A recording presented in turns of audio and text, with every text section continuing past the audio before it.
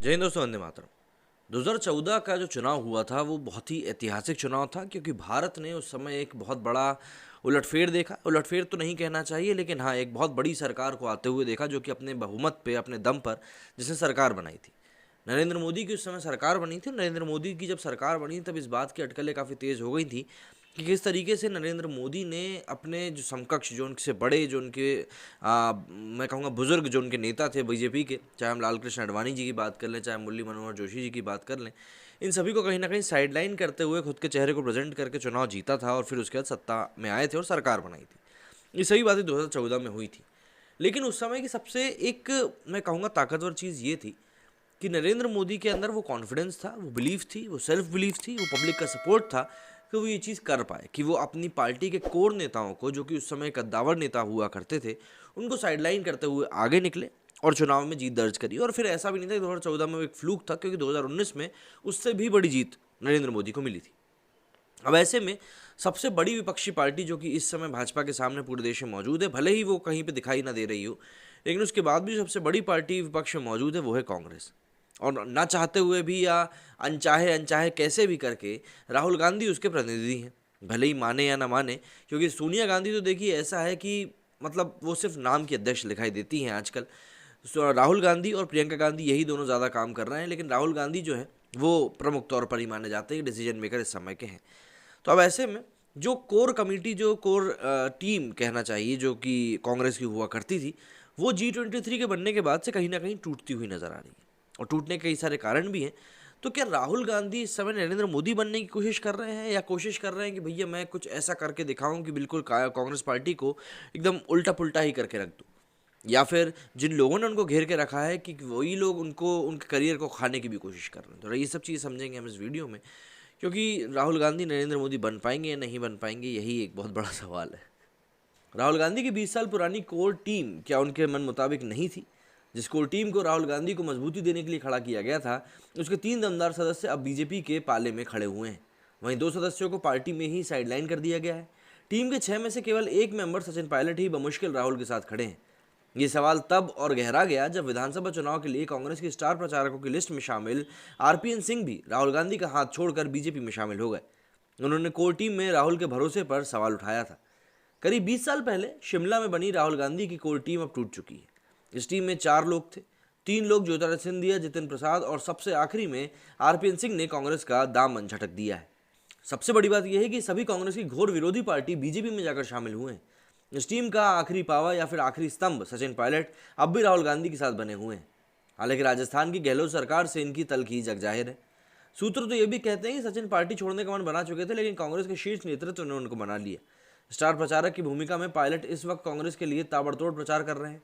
लेकिन पायलट की उम्मीदें पूरी नहीं हुई तो भविष्य में क्या वो कांग्रेस के साथ बने रहेंगे, ये एक बहुत बड़ा सवाल है।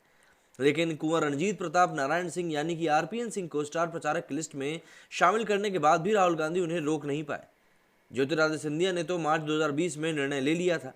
हालांकि उन्हें भी मध्य प्रदेश में डिप्टी सीएम का पद नाराजगी दूर करने के लिए ऑफर किया गया था। उसके अगले ही साल जितिन प्रसाद ने भी साथ छोड़ दिया। शुरुआती कोर टीम में यही 4 लोग थे, लेकिन बाद में मनीष तिवारी और मिलिंद देवड़ा को भी शामिल किया गया था। मनीष तिवारी की नाराजगी अब सोशल मीडिया में तैरती ही रहती है, तो देवड़ा बिल्कुल अलग थलग ही पड़े हुए हैं। कांग्रेस के एक पुराने दिग्गज ने जब रूठते अपनों को टूटती कांग्रेस के बारे में पूछा गया, तो वे चुटकी लेते हुए कहते हैं कि राहुल पुरानों पर भरोसा नहीं करते। 20 साल पहले वे 4 लोग नए थे, लेकिन अब उन्हें कुछ और नए लोग मिल गए हैं। राहुल को नए लोग मिल गए और 4 में से 3 लोगों को नई पार्टी मिल गई। ये भी बात ठीक है। देखिए, कांग्रेस के भीतर राहुल गांधी को एक्टिव पॉलिटिक्स में लॉन्च करने की तैयारी चल रही थी। राहुल भी अब अपना मन बना चुके थे। 33 साल के राहुल गांधी ने तब पार्टी को रिवाइव करने का प्लान बनाया था। उन्होंने फैसला किया था कि पार्टी के भीतर से कुछ युवा नामों को खोजकर वे खुद को उनको ग्रूम करेंगे। लेकिन ये काम कैसे होगा? जून की पसीना बहा देने वाली गर्मी के लिए ठंडे शिमला में 3 दिन तक चिंतन शिविर लगाने का फैसला हुआ। साल 2003 7 जुलाई से 9 जुलाई तक राहुल की पाठशाला में कांग्रेस के कई दिग्गज मौजूद थे, लेकिन खासतौर पर ये पाठशाला युवा कांग्रेसियों के लिए लगी थी। दरअसल राहुल गांधी को तलाश थी अपने विश्वास पात्र टीम की। राहुल जिस मकसद को लेकर शिमला पहुंचे, आखिरी दिन यानी 9 जुलाई को वो मकसद पूरा हुआ। उस शिविर की व्यवस्था और फैसले में शामिल रहे एक सूत्र ने बताया कि 3 दिन के मंथन के बाद आखिरी दिन एक पेपर पर 4 नाम लिखे गए। राहुल की कोर टीम बनकर तैयार थी। ये नाम थे जितिन प्रसाद, आरपीएन सिंह, ज्योतिरादित्य सिंधिया और सचिन पायलट। हालांकि इस कोर टीम में आगे चलकर 2 नाम और जुड़े, मनीष तिवारी और मिलिंद देवड़ा। अगले साल राहुल गांधी लोकसभा चुनाव लड़ने वाले थे। राहुल ने अपने साथ इन धुरंधरों को भी टिकट दिया। सबसे पुरानी पार्टी कांग्रेस में युवा तेवरों के साथ राहुल गांधी अपनी टीम को हर वक्त हर फैसले में साथ रखते थे। उस वक्त 33 साल के राहुल गांधी थे तो 30 साल के जितिन प्रसाद, आरपीएन सिंह 39 साल के और 26 साल के सचिन पायलट। राहुल गांधी ने उस वक्त इस युवा टीम को भविष्य की कांग्रेस की धुर करार दिया था। लेकिन आज राहुल की कोर टीम में बस सचिन और खुद वो ही बचे हैं। बाकी के 2 और टीम मेंबर भले ही कुछ महीनों बाद जुड़े, लेकिन वे भी टीम राहुल का अहम हिस्सा थे। लेकिन आज की डेट में बात करें तो वो भी हाशिए पर गए हुए हैं। 10 मार्च 2020 को ज्योतिरादित्य सिंधिया ने अपना इस्तीफा पार्टी की अंतरिम अध्यक्ष सोनिया गांधी को सौंप दिया। उन्होंने आरोप लगाया था कि अब मध्य प्रदेश में युवाओं की नहीं सुनी जाती, पार्टी में भ्रष्टाचार है। किसानों से कर्ज माफी का वादा पार्टी ने सत्ता में आने के बाद पूरा नहीं किया।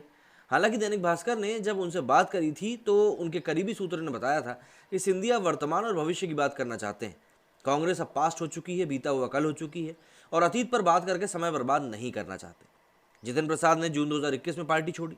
पार्टी छोड़ने के बाद उन्होंने कहा कि कांग्रेस दिशाहीन हो गई है, वो ज़मीन से कट गई है। ज़मीनी कार्यकर्ता या आम आदमी की चिंता वहाँ किसी को भी नहीं है। मैंने पार्टी और ज़मीनी कार्यकर्ता आम आदमी के बीच सेतु बनने की कोशिश करी थी, पर मेरी बात किसी ने भी नहीं सुनी। आरपीएन सिंह ने जनवरी 2022 में पार्टी छोड़ी। उन्होंने भी करीब करीब वही आरोप लगाए जो इन दोनों ने लगाए थे। उन्होंने कहा कि पार्टी में व्यवस्था और विचार दोनों ही बदल गए हैं। कांग्रेस में इस समय ऐसे लोगों की भर्ती की जा रही है जो हमेशा से कांग्रेस के डायमेट्रिकल यानी कि पूरी तरह से अपोजिट रहे हैं। एक्सट्रीम लेफ्ट से आए लोगों को पार्टी में तवज्जो दी जा रही है, जो कि काफ़ी ज़्यादा घातक है। दरअसल आरपीएन सिंह का इशारा राहुल और प्रियंका के चारों ओर जुटे जेएनयू से पढ़कर निकले और लेफ्ट की छात्र राजनीति में सक्रिय रहे लोगों से था। वे आगे कहते हैं कि पार्टी में अब पुराने लोगों की बिल्कुल भी नहीं सुनी जाती। उन्होंने कहा कि कुछ पदाधिकारी या फिर बड़े नेता पार्टी छोड़ते हैं तो खबर बनती है, इसलिए आरपीएन सिंह, ज्योतिरादित्य सिंधिया या फिर जितिन प्रसाद के छोड़ने पर खबर बनी। लेकिन ब्लॉक और जिले स्तर के सैकड़ों लोगों ने पार्टी के साथ छोड़ दिया है। कहते हैं कि अगर किसी पार्टी के कार्यकर्ताओं का मोहभंग होने लगे तो समझिए कि उस पार्टी का आधार डगमगाने लगा है।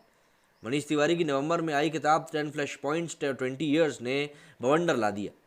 मनीष ने 26/11 के हमले के लिए उस वक्त की संयुक्त प्रगतिशील गठबंधन यानी कि कांग्रेस के नेतृत्व वाली सरकार पर सवाल उठाए।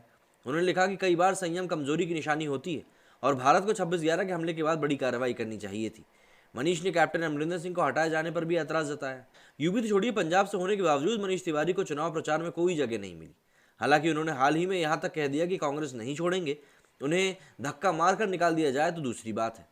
जुलाई 2019 में मिलिंद देवड़ा ने मुंबई कांग्रेस के प्रमुख के पद से इस्तीफा देते वक्त कहा था कि अब वे राष्ट्रीय राजनीति में नहीं आएंगे। उन्होंने 2021 में गुजरात सरकार के काम की तारीफ कर दूसरे राज्यों में भी गुजरात के मॉडल का काम करने की नसीहत दी थी। कांग्रेस में उनके पास ना तो कोई पद है और ना ही कोई खास बात है। देखिए, आरोपों की बात करें तो आरोपों का सच जानने के लिए जब वर्तमान में प्रियंका गांधी वाड्रा और राहुल गांधी की टीम की पड़ताल की जाए तो 3 बड़े नाम निकलकर सामने आते हैं जो कि लेफ्ट छात्र संघ की राजनीति की चर्चित चेहरे हैं। इसके अलावा अन्य छोटे स्तर के काम करने के तरीकों को देखें तो 10-12 कार्यकर्ता ऐसे पार्टी में शामिल हैं। लेकिन ये आंकड़ा यही नहीं खत्म होता, क्योंकि प्रदेश स्तर पर लेफ्ट विचारधारा के लोग लगातार भर्ती किए जा रहे हैं। प्रियंका गांधी वाड्रा ने एक पर्सनल सेक्रेटरी जेएनयू के पूर्व छात्र संघ अध्यक्ष संदीप सिंह है। संदीप सिंह प्रियंका के इतने करीबी में हैं कि उनके बिना, उनकी इजाज़त के बिना कांग्रेस का बड़े से बड़ा नेता प्रियंका से मिल नहीं सकता। वे राहुल और प्रियंका दोनों के भाषण से लेकर बयान तक तैयार करते हैं। संदीप एआईएसए से जुड़े रहे हैं। 2007-08 में जेएनयू छात्र संघ के अध्यक्ष भी रहे थे और वे करीब 4 साल से कांग्रेस के साथ हैं। इस बीच करीब 10 से 12 वामपंथी विचारधारा के कार्यकर्ताओं वे पार्टी में लेकर आए। उधर उत्तर प्रदेश में सुधांशु वाजपेयी, सरिता पटेल, बनारस में तो अनिल यादव भी संदीप के लाए हुए हैं। यूपी में सक्रिय बीजेपी के घोर विरोधी एनजीओ रिहाई मंच के कुछ कार्यकर्ता भी संदीप पार्टी के भीतर लेकर आए हैं। जेएनयू के पूर्व और बेहद चर्चित छात्र संघ अध्यक्ष कन्हैया कुमार के एंट्री और कांग्रेस में उनका भव्य स्वागत तो हाल ही में देखा गया है। 2016-17 में जेएनयू छात्र संघ के अध्यक्ष रहे मोहित पांडे कांग्रेस में शामिल हुए। सोशल मीडिया के इंचार्ज हैं। वे एआईएसए के कर्मठ कॉमरेड रहे हैं। कोर टीम छोड़ने वालों में दिग्गज अब कहाँ हैं, इसकी बात करें तो देखिए, कांग्रेस में राज्य की राजनीति से निराश ज्योतिरादित्य सिंधिया अब बीजेपी में केंद्रीय मंत्री हैं। वे union minister of civil aviation है। जितिन प्रसाद की बात करें तो यूपी सरकार में तकनीकी एजुकेशन मंत्री हैं। वे इस वक्त यूपी चुनाव में स्टार प्रचारक की अहम भूमिका निभा रहे हैं। वहीं आरपीएन सिंह अभी 1 महीने पहले ही बीजेपी में शामिल हुए हैं, लिहाजा वो अभी स्टार प्रचारक के तौर पर अपनी भूमिका निभा रहे हैं। तो मोटे मोटे तौर पर देखा जाए तो देखिए, कांग्रेस पूरी तरीके से यहाँ पर बिखरती हुई नजर आ रही है। और वैसे भी ये चीज़ कही गई है, एक लीडर को हमेशा ऐसे लोगों से दूर रहना चाहिए जो कि सिर्फ हाँ में हाँ मिलाए। और यहाँ पर राहुल गांधी शायद ऐसे ही लोगों से घेरते जा रहे हैं। और ये जो एक्सट्रीम लेफ्ट वाली जो एक सोच की विचारधारा के लोग जो इनसे जुड़ रहे हैं, वो कहीं ना कहीं इनको सिर्फ और सिर्फ नुकसान ही पहुँचाएगा। मेरे से फिलहाल इतना ही। जय हिंद, जय भारत।